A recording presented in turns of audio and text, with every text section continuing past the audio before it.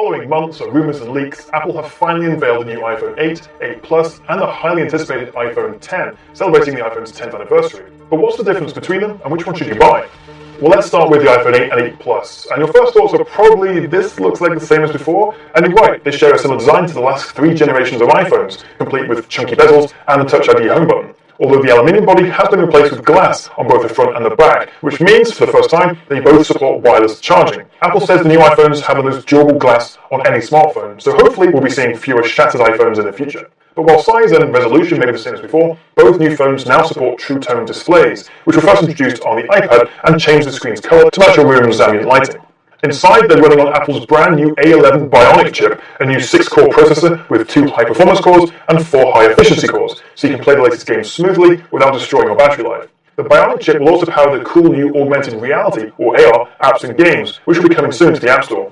But for me, the biggest upgrade on the new iPhone 8 and 8 Plus is the camera. The 12-megapixel f1.8 rear camera has a new sensor, new color filter, optical image stabilization, and thanks to the A11 chip's new ISP, or image signal processor, we can expect sharper and more detailed photos. But it's in the video department where Apple have really pushed the boat out. Both iPhone 8s can shoot 4K video at 60 frames per second. That's a first for a smartphone, as well as super slow motion 240 FPS full HD video, which is 2 times slower than the iPhone 7. But the iPhone 8 Plus goes a step further, adding a second 12-megapixel f2.8 telephoto lens. The 8 Plus also offers portrait mode and a new experimental portrait lighting mode, both of which the standard iPhone 8 lacks.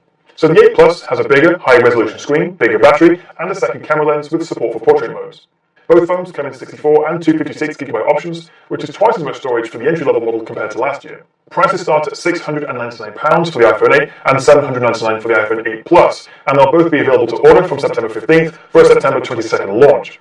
So that is the 8 and the 8 Plus, but what about the new iPhone 10, that gorgeous new premium iPhone with an edge-to-edge bezel-less screen? Apple are calling this the future of the smartphone, and it's a big step up over the iPhone 8, both in terms of specs and, as you'd expect, price.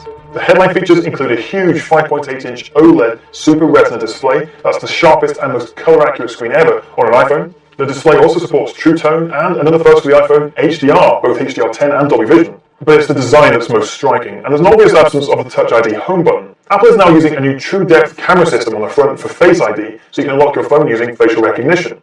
Combined with new swiping gestures, they've integrated all the home button's functions into the software. But the True Depth camera offers more than just Face ID. It gives you access to the iPhone 8 Plus's portrait modes, but for your selfies, as well as an awesome new Animoji feature that analyzes 50 different muscle movements in your face and mirrors your expression into 12 emojis.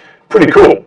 So the iPhone 10 shares the same dual camera setup as the iPhone 8 Plus, albeit with 2 upgrades. The telephoto lens has a wider f2.4 aperture, that's versus 2.8 on the 8 Plus, so it will be a little bit better in low light, and it also has optical image stabilization on both lenses, which will make photos and videos smoother and less blurry. So I'm sure you'll agree, the iPhone 10 looks far more exciting than the 8 or 8 Plus, which seems to be fairly modest upgrades over the last gen iPhone 7 and 7 Plus. So this super premium iPhone 10 comes in 64 or 256GB storage options, but has a starting price of £999, so basically £1,000, which is £300 more than the base iPhone 8. So clearly the iPhone 10 is the all-singing, all-dancing phone that everyone's going to want, but its high price may put a lot of people off, not to mention it's coming out a little bit later, the launch date is November 3rd. But for me, with Apple calling the iPhone 10 the future of smartphones, I'm not sure how excited I could be to order an iPhone 8 or 8 Plus, but of course we'll be reserving full judgment for our reviews on all the new iPhones coming soon on trustedreviews.com. Thank you for watching.